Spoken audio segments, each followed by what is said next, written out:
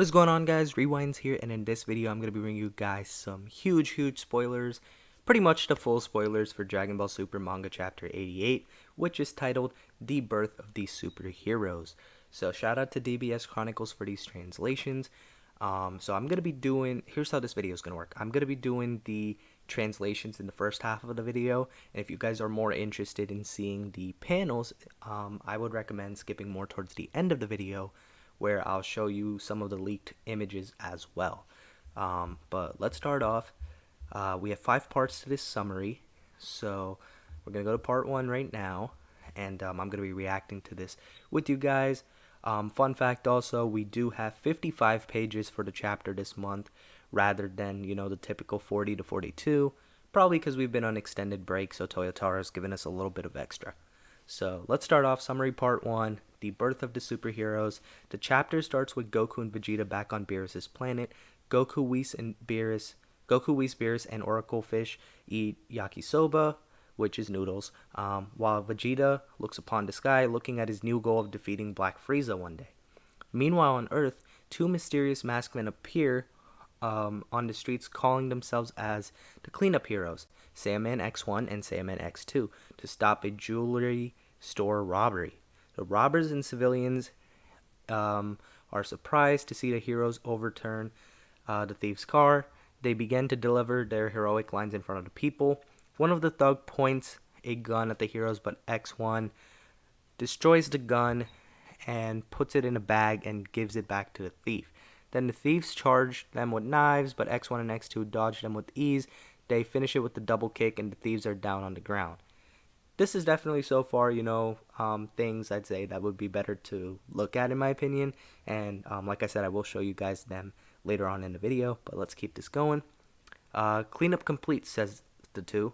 The heroes unmask themselves after going to the rooftop of a nearby building, and it's none other than Goten and Trunks, who have now grown up.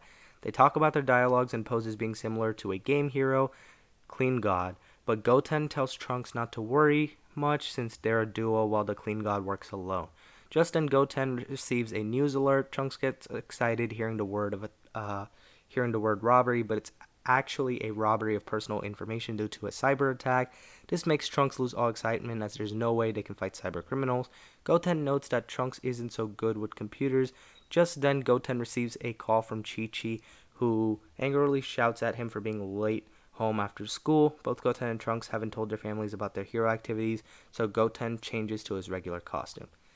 Classic Chi-Chi right there. And also interesting that Trunks isn't good with computers, because I feel like that can change, and I do think that's different, obviously, towards the end of Z, or even in parts of GT if you're looking at that. So we'll see if that changes.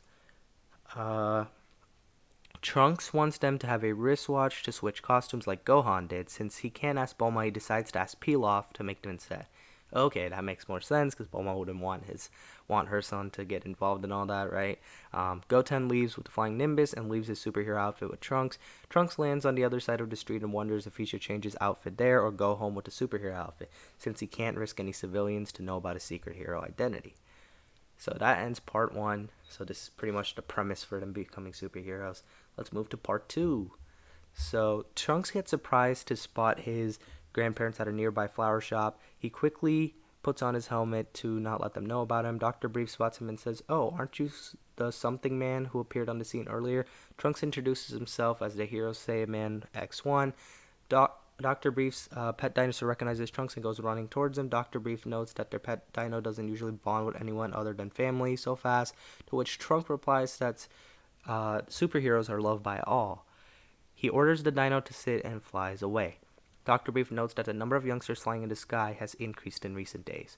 Dr. Brief's wife, Panchi, comes over near him after buying flowers. Upon hearing that Dr. Brief was talking to a superhero, she wishes to talk to a hero one day too. Dr. Brief tells her that the superhero's voice sounded very familiar to him. Panchi asks Dr. Brief to choose one from the flowers, as she plans to gift them to Pan on joining kindergarten recently. Dr. Brief thinks to gift Pan with the fancy airplane, since the last time he saw her, she was upset as she couldn't fly like Piccolo and others. Okay, so now we know that Pan is going to kindergarten. We have a little bit of an idea of the timeline. And, Dr. Brief and his wife are always pretty casual and chill about stuff. So, that's just an interaction like that. Cool to see them around in the manga, too. Suddenly, Dino notices something. It's the Capsule Corp's helper robots running away from a zombie. Next day at Capsule Corp, Trunks goes to Pilaf and asks him about the wristwatches. Pilaf tells him that Trunks is ready and hands over to him. Goten's will be done in a day's time. In return of keeping the secret, Pilaf asks Trunks to keep the stealing of the Dragon Balls a secret for Bulma. Trunks agrees and reminds him about his part of the deal, to which Pilaf says that he hasn't even told Shu and Mai about their hero activities. Also, I want to point out, look at Pilaf still, even after all this time trying to steal the Dragon Balls again. What could he be wanting to wish for this time, huh? Let me know if you have any guesses. Suddenly, Bulma interrupts them from behind and asks what they're talking about, so secretly Trunks gets surprised but manages to avoid the question. Bulma asks him if it isn't his school time. Trunks is and runs to school, but sees Mai and Shu pick up a heavy box and stops to help her. Shu asks Trunks to help to lift the boxes too, but Trunks ignores him and leaves after blushing and saying, Mai, goodbye. Bulma notices this. So, looks like Trunks has a little crush, just like future Trunks did. Moving on to part 3. Bulma confronts Pilaf by telling him that she saw him sneak into his room and steal the Dragon Balls from their surveillance camera. Since he's obviously going to wish for something silly, Bulma wants him to hand over to her to keep them in safe hands. Trunks leaves for school riding in a bicycle, similar to what Gohan rode in We Got a Power Song, just not a Capsule Corp model.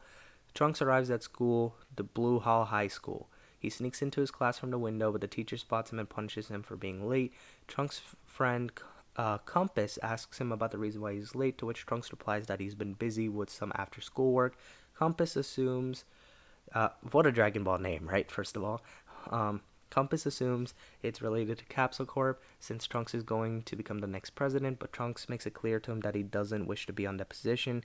He wants more excitement in his life. That job is too boring and things. Which is funny, because I think that's exactly what he's going to end up doing. Trunks' friend, Lula, invites him to Butterfly Mountain for a test of courage game. Since the school hockey players reported ghost sightings, Trunks backs out, saying it's too boring, but in reality, he's too afraid of ghosts. That's pretty funny. I like this so far, just because we're also getting these more character interactions of Goten and Trunks. I think it's cool. Just shows us a little bit more of their personality, their friends, and just their life in general. After school, Trunks invites Goten to come over and play Clean God game. I need to see what this looks like for sure. What is this Clean God game, right? Trunks wants to be more active in his real life hero time, not in the game, playing as a hero. Seeing Trunks' watch, Goten can't wait for his too. Trunks tells him that he used the watch once during the recess to go buy 2 movie tickets to Clean God's first day showing. Goten thinks the ticket is for him, but Trunks tells him that he wants Mai to go out with her. Okay, so look at that. Trunks is making even more moves. I wonder how old they are exactly here, because, they're in high school, so I would assume they're at least 15, 16-ish now. But would be cool if we had a complete idea. Since Pan is in kindergarten, I'd assume we're really close to superhero by now. Trunks goes to the lab to ask out Mai for a movie that Saturday, but she rejects the invite as everyone in the lab is busy fixing the helper robots. Trunks asks the reason why so many robots suddenly need fixing, so Shu tells him that these robots became disobedient and ran away from their owners' houses.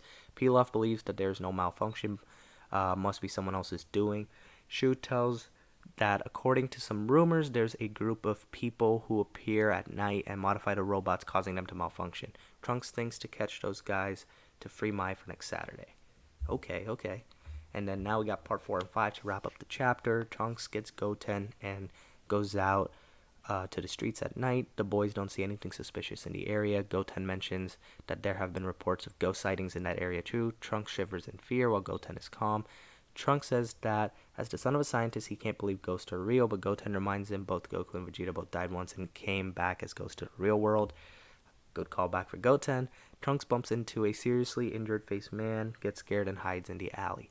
Goten notices the seriously injured faced man do something with the remote to an old man's robot. Trunks thinks he's wearing such a mask to scare people. A car passes by, the boys with bright lights blinding them. They suspect the culprit is inside the car, so they follow it. It leads them to the rumored Butterfly Mountain where ghosts are sighted the most. Trunks is scared and he wants to go home, but Goten wants to continue. Goten reminds him that solving this case would let Mai go to a movie day with them. Trunks overcomes his fear and is now ready to solve the case. Of course, of course. Um, Trunks and Goten find out that the helper robots were reprogrammed to work at their factory. A heavily injured man in bandages notices intruders, but it's actually Trunks' friends. The man in bandages grabs Compass by the neck. Um, Trunks asks Goten to wait outside as he transforms into Saiyaman X1 and goes inside to save them. He arrives in the nick of time to save Compass. The zombies gang up on Trunks, but he easily sends them flying. Trunks hits their leader with an upcycle punch, but he blocks it. He says his body's been modified to withstand a certain amount of impact. As Trunks is about to try out another one of his finishing moves, the watch time's out. He loses his costume and his identity is revealed to his friends. Ooh, big reveal right there for them. Goten destroys the lights and takes away the schoolmates to safety, leaving Trunks behind. Goten tells them that it was the ghost is doing. They made them hallucinate into seeing Trunks as Saiyaman X1. I wonder if they're going to believe that. I really do. Back in the factory, Trunks defeats the leader by going Super Saiyan. Trunks finds a safe, and it was titled Dr. Gero. He finds... hold on, let me say that again. He finds a safe with a disc titled Dr. Gero. He takes it home to check it out later. See, it really feels like we're getting closer and closer to Dragon Ball Super Superhero. This is some really good setup. I really like it. So if the anime does adapt all of this, which I think they would adapt at least this part, and I think they're really going to do a superhero retelling as well in a 2D format. So this would be cool stuff beforehand. Part 5. Super Cop Krillin arrives at the spot. He was there as he got a report from nearby residents seeing moving corpses in the area. Trunks gets shocked in fear hearing moving corpses. Krillin further informs them that recently many bodies were stolen from the mortuary. People who saw those dead bodies moving here reported to the station. Sometime later, Dr. Hito returns to the factory at the Butterfly Mountain. He notices all his Alpha soldiers knocked down on the ground. Alpha 12, the leader, gives Trunks school badge and says that a kid from the school did this. Dr. Hito is pissed to see that the Dr. Gero disc is missing from his safe. The sushi business was starting to catch pace now, but thanks to Trunks, Dr. Hito has to find a new business to carry out his expenses. Next day, Trunks comes to the lab to go out to the movie with Mai, but Pilaf tells him that a lot of severely broken helper robots were collected from the Butterfly Mountain, so they need to fix it or they can't sleep. Trunks realizes it was him who did that to those robots. And note what's on the disc that Trunks found. Next time, Hito's operation begins. The end. So, funny how Trunks is the reason he can't end up going on that date with Mai. So, that's pretty funny how that came full circle. Classic Toriyama humor right there too. And as for this disc thing, looks like we're really, really close to Dragon Ball Super Superhero. We may get that starting next chapter even, for all we know. But let me switch over now to the images, and then we'll talk a little bit about that, and I'll wrap up the video. Alright, so having a quick look at these, we have some color pages here to start off actually, and this shows us what Black Frieza looks like in color, if you were interested in that. I personally like it. I think it looks better than the gold form, and I like that form too.